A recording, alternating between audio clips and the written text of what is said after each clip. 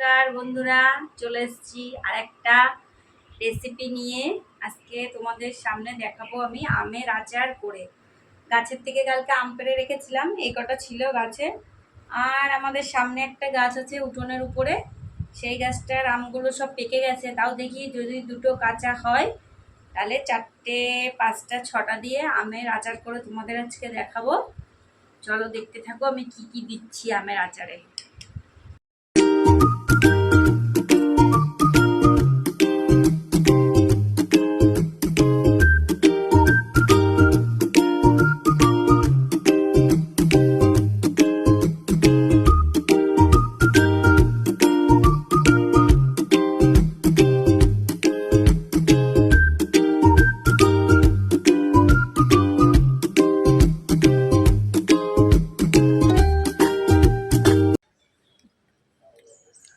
এত সাহস! আম পেড়ে তুমি খাচ্ছ, আবার আচার দিচ্ছ, কোথায় পেয়েছো এসব? হ্যাঁ, বাড়ির থেকে বের করে দেবো, বুঝতে পেরেছো? বন্ধুরা, আমার শাশুড়ি মা আমাকে বাড়ির থেকে বের করে দেবে আমি খেয়েছি বলে। তোমার বাবার গাছ? আমার কাছে বেরো না, কাঁচা না, রং হয়ে গেছে, পাখিতে খেয়ে দেবে। এবার তুমি কেন পাচ্ছ আম? কেন? আমি পারছি, আমার গাছ আমি পারছি, আমি লাগিয়েছি, আমি পারছি। আমি কেউকে কৈফত দিয়ে আমি পারবো না, বুঝতে পেরেছো? আম পাড়া হয়ে গেছে, এবার আমগুলোকে আমি ভালো করে ধুয়ে নেব। কিন্তু আমি আজকে রোদে দেবো না, আমি এইভাবে ভালো করে ধুয়ে নিচ্ছি আমগুলো।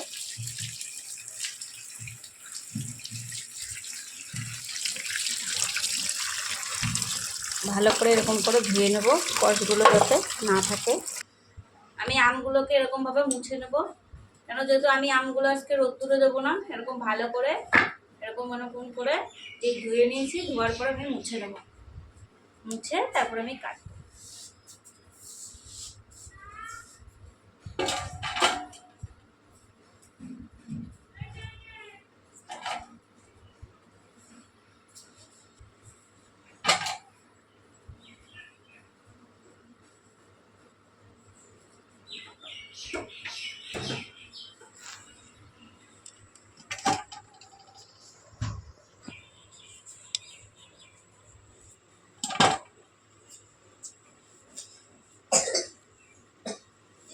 সব এরকমভাবে কেটে নিচ্ছি বন্ধুরা। আমি কিন্তু হালকা হালকা করে এই খোসাগুলো ফেলাবো, আমি কিন্তু খুব খোসা পরিষ্কার করে ফেলাবো না। আর তোমাদের সাথে আমি আর একটা ভিডিও কয়েকদিন পরে শেয়ার করব। আমার ঘরে কাজ হচ্ছে বলে আমি কিন্তু সব ছড়ানো বড়ানো রয়েছে। তোমরা হয়তো ভাবতে পারো যে বারান্দায় বস্তা বস্তা কেন, এগুলো সব কিন্তু সিমেন্টের বস্তা।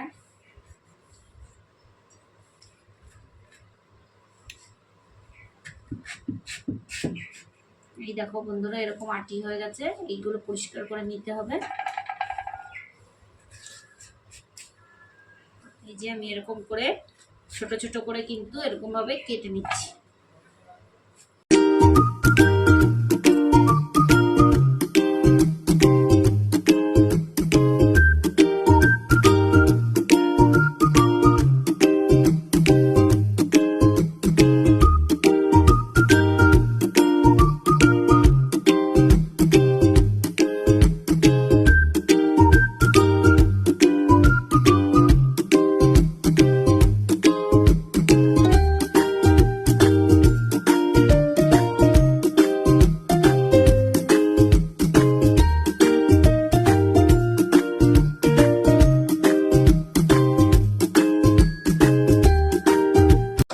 তো এই যে বন্ধুরা, আমগুলো কেটে নিয়েছি আমি ভালো করে। পাশে কড়াই বসে দিয়েছি।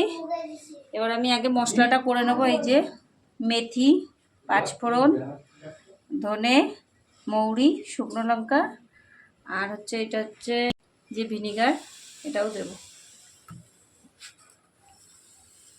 আর এই যে গুড় নিয়ে নিয়েছি, 700 গ্রাম গুড়। আম অনুযায়ী আপনারাও গুড় দেবেন।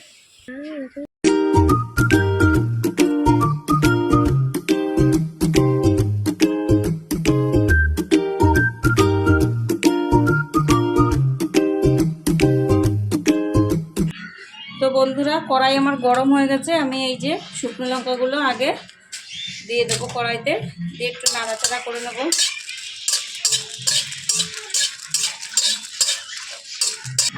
আমি কিন্তু আমগুলো আজকে রোদ্দুরে দিইনি, আমগুলো কিন্তু ভালো করে আমি ধুয়ে ভালো করে মুছে নিয়েছি। মুছে আমি আজকে রান্না করব। আমি কিন্তু আজকে রোদ্দুরে দিইনি, আজকে এরকমভাবেই আমি রান্না করে দেখাবো যে আচার এইভাবেও করা যায়, রোদ্দুরে না দিয়ে দিনের দিনও আচার করা যায়। তো লঙ্কাটা আমি ভালো করে একটু নাড়িয়ে চাড়িয়ে নিচ্ছি কড়াইতে। তো এই যে লঙ্কাগুলো একটু ভাজা ভাজা হয়ে গেছে, আমি এর মধ্যে এবার এই যে মৌরি দিয়ে দেবো, ধনে, আর এই যে মেথি কিন্তু আমি একদম অল্প একটু মেথি দিয়ে দিচ্ছি, বেশি দেবো না। মেথি কিন্তু বেশি দিলে কিন্তু বন্ধুরা তিতো হয়ে যাবে আচারটা, সেটাও ভালো লাগবে না।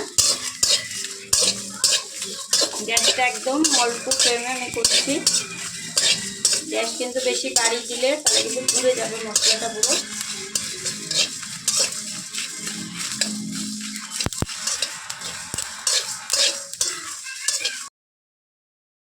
মশলাগুলো আমি ভালো করে ভেজে নিয়েছি, এবার এই যে আমি নামিয়ে দিচ্ছি।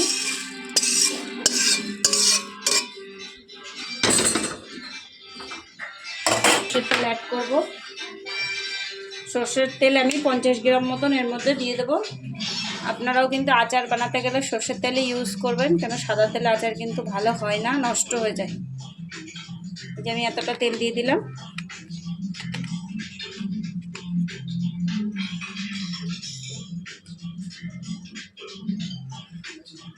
তেলটা গরম হয়ে গেছে, এই যে শুকনো লঙ্কা 4টে দিয়ে দিলাম। এবার এই যে পাঁচফোড়নটুকু আমি দিয়ে দেবো।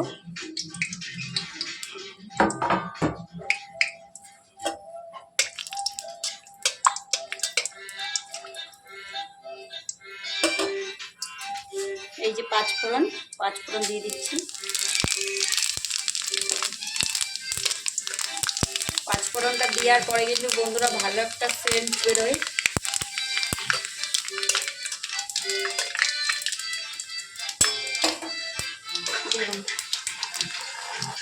আমি এর মধ্যে 1 চামচ লবণ দিয়ে দিচ্ছি। আমি আরেকটুখানি লবণ দেবো। 1/2 চামচ হলুদ দিয়ে দেবো। এই যে এটা ভালো করে নাড়িয়ে এই যে লবণগুলো দেখো বন্ধুরা আমাকে দিয়ে দেবো। এবার আমি আমাদের আমগুলো দিয়ে দেবো।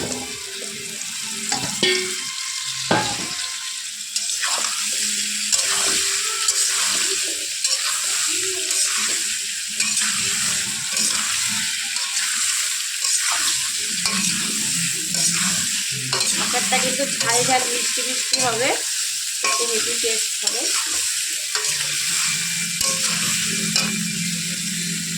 কড়াইটা গরম হয়ে গেছে।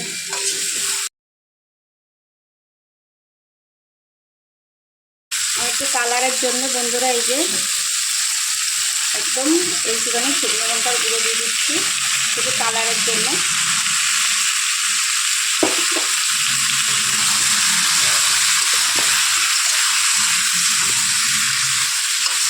তাই কাশ্মীরি লঙ্কার গুঁড়ো আমি এতে অ্যাড করেছি কালারের জন্য।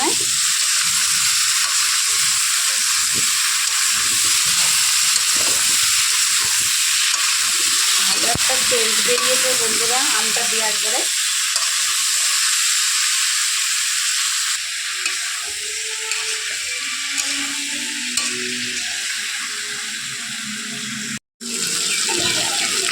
তো বন্ধুরা ভালো করে কিন্তু কষিয়ে নিয়েছি আমি।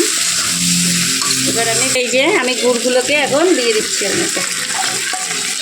আমগুলোকে ভালো করে কষিয়ে নিয়েছি। আমি এখানে গুড় নিয়েছি 700 গ্রাম। আপনারা চাইলে কমাতেও পারেন, আমের উপরে নির্ভর করে সব কিছু। যদি আম খুব টক হয় তাহলে কিন্তু গুড়ের পরিমাণটা একটু বেশি দিতে হবে। যেহেতু আমার আমটা একটু মিষ্টি মিষ্টি আছে এর জন্য আমি 700 গ্রাম গুড় নিয়েছি। দুধটা দিয়ে ভালো করে কিন্তু নাড়াতে হবে।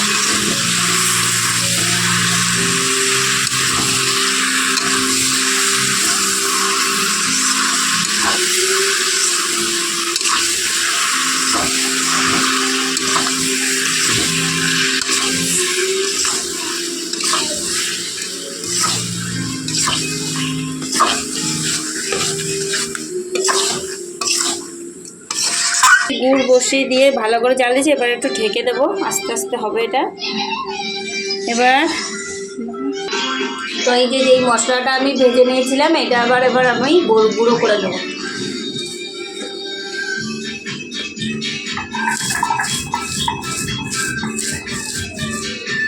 আপনারা চাইলে মিক্সিতেও গুঁড়ো করতে পারেন,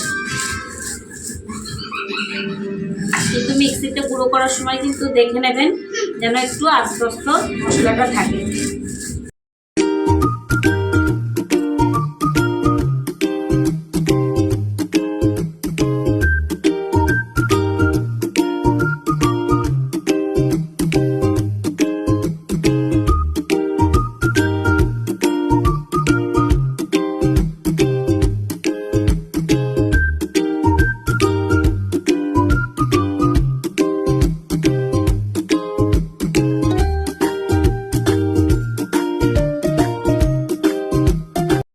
একদম রেডি হয়ে গেছে।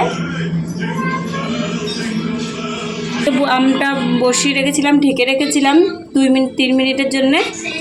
এবার আমি এটা আগলা করে একটু দেখে নেবো যে আমগুলো একটু সিদ্ধ হলো কিনা। জল গলেছে।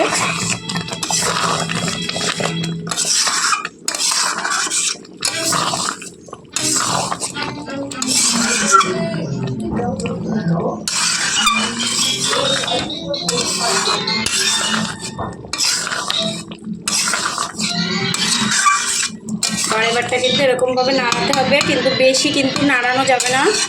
আলগোচ্ছ করে কিন্তু নাড়াতে হবে, না এতে কিন্তু আম কিন্তু একদম গলে যাবে।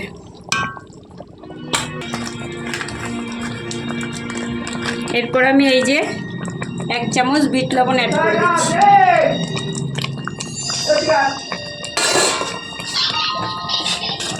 বিট লবণে কিন্তু আচারের সুন্দর একটা আচারের গন্ধ আসে। বিট লবণটা দিলে কিন্তু আচারটা খেতে খুব সুন্দর হয়, টেস্ট হয়।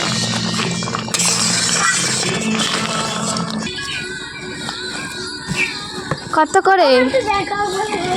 10। কত করে? 10। বাবা 10 টাকা করে। আচার বানাতে বানাতে একটু আইসক্রিম খেয়ে নিচ্ছি বন্ধুরা। নাও ধরো বন্ধুরা, আচার বানাতে বানাতে একটু আইসক্রিমও খেয়ে নিলাম। ওইটা আমের আচার বানাতে গিয়ে কিন্তু আমি আম খেলাম আর আইসক্রিমও খেলাম।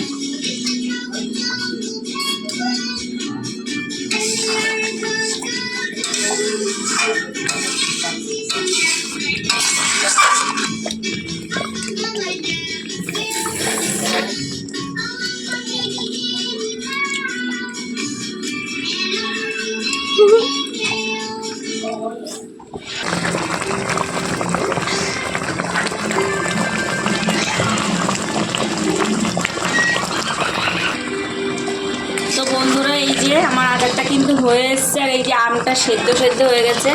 এবার কিন্তু আমি যেই মশলাটা করে রেখেছিলাম সেই মশলাটা এখন কিন্তু আমি এর মধ্যে দিয়ে দেব। মশলাটা দেওয়ার পরে কিন্তু আচারটা একদম ফ্লেভার চেঞ্জ হয়ে যাবে। হেভি লাগবে খেতে বন্ধুরা আচারটা।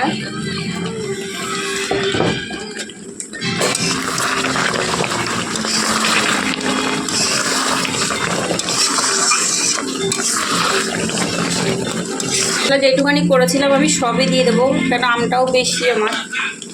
আর মশলাটা না কম হয়ে গেলে একটুখানিতেও কিন্তু ভালো লাগবে না খেতে। মশলার উপরেই কিন্তু আচারটা খেতে টেস্ট হয় বন্ধুরা। আর আমি কিন্তু গুড়টাও একদম জেলি করে দিয়েছি। গুড়টাও আমি একটু বেশি দিয়েছি, খেতে ভালো লাগবে বলে গুড়টা আমি একটু বেশি দিয়া। একদম ঝাল টক মিষ্টি হবে।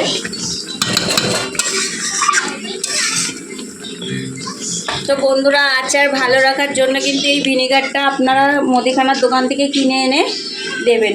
ভিনিগারটা দিলে কিন্তু আচারটা একদম নষ্ট হবে না। আপনারা 1 বছর ধরে 2 বছর ধরে খেতে পারবেন রোদ্দুরে দিয়ে। ওই জন্য এই ভিনিগারটা আমি আচারের মধ্যে দিয়ে দেবো।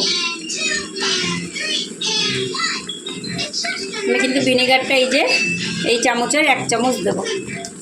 তো গাইস, আচার টেস্ট হলে 1 বছর 2 বছর কি 1 মাস 2 মাস যায় তার ঠিক নেই গাইস।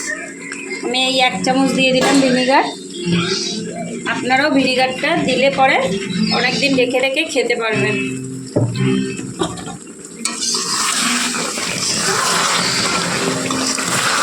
আমার আচার কিন্তু বন্ধুরা রেডি।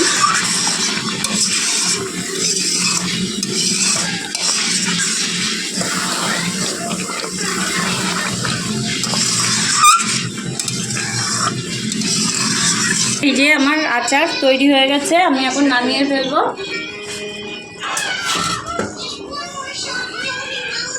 এই যে আচার রেডি। দেখো বন্ধুরা, আম কিন্তু একটাও ভাঙেনি আমার। একদম আচার বানাতে গেলে কিন্তু একদম আস্তে আস্তে করে এটাকে নাড়াতে হবে, আম কিন্তু গলে গেলে ভালো লাগবে না। তো বন্ধুরা, হেবি সুন্দর হয়েছে খেতে। তোমরা সব বাড়িতে বসে ট্রাই করতে পারবে আর করতেও পারবে। আমি যেরকমভাবে তোমাদের রেসিপিটা দেখালাম তোমরা সবাই বাড়িতে বসে করতে পারবে। আর তোমরা পুরো ভিডিওটা দেখার জন্যে থ্যাংক ইউ। আর তোমরা লাইক, কমেন্ট আর শেয়ার, সাবস্ক্রাইব করে দিও। Bye by.